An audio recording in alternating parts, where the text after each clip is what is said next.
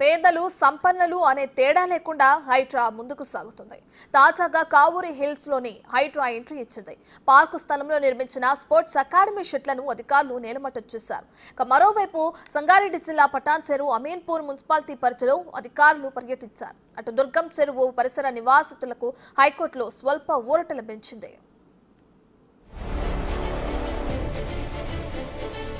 రాజకీయాలకు అతీతంగా హైడ్రా దూసుకెళ్తుంది. అక్రమ నిర్మాణమైతే చాలు కూల్చుడే అంటుంది. ఎంతటి వారైనా సరే తగ్గేదేలే అంటూ కూల్చివేతలు చేపడుతున్నారు. మాదాపూర్లో హైడ్రా కూల్చివేతలు సాగుతున్నాయి. కావూరి హిల్స్ పార్క్ స్థలంలో వెలిసిన అక్రమ షెడ్లను హైడ్రా సిబ్బంది కూల్చేశారు.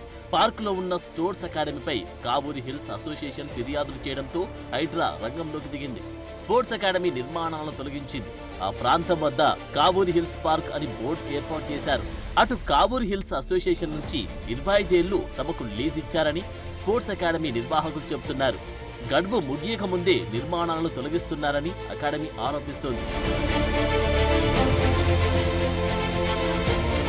మరోవైపు పటాన్ చెరువు నియోజకవర్గంలో హైడ్రా ఆపరేషన్ నిర్వహించింది.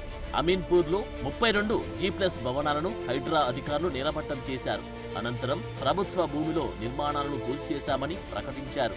అక్రమ నిర్మాణాలు జరగకముందే గతంలో రెవెన్యూ అధికారులు నోటీసులు ఇచ్చారు.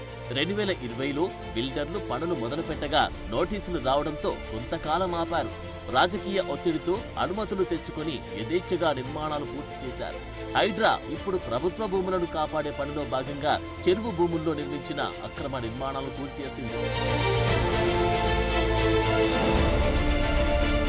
రంగారెడ్డి జిల్లా ఇబ్రహీంపట్నం పెద్ద చెరువు, ఉప్పరిగూడ, పోచారం ఏరియాలోని అక్రమ నిర్మాణాలను హైడ్రా అధికారులు పరిశీలించారు. నిర్మాణాలను కూల్చేయకముందే యజమానులు సరైన నిర్ణయం తీసుకోవాలని సూచిస్తున్నారు. హైడ్రాకు చట్టబద్ధత కల్పిస్తుండటంతో ఇక తగ్గేదేలే అంటూ హైడ్రా విరుచుకుపడుతోంది. ఆక్రమణలదారుల గుండెల్లో గుబులు పుట్టిస్తోంది. మరోవైపు దుర్గం చెరువు పరిసర నివాసితులకు హైకోర్టులో స్వల్ప ఊరట లభించింది. 2014లో జారీ చేసిన ప్రిలిమినరీ నోటిఫికేషన్ పై పిటిషనర్ల అభ్యంతరాలు పరిశీలించాలని హైకోర్టు లేక్ ప్రొటెక్షన్ కమిటీని ఆదేశించింది. 6 వారాల్లోపు ఫైనల్ నోటిఫికేషన్ ఇవ్వాలని డెడ్ లైన్ పెట్టింది.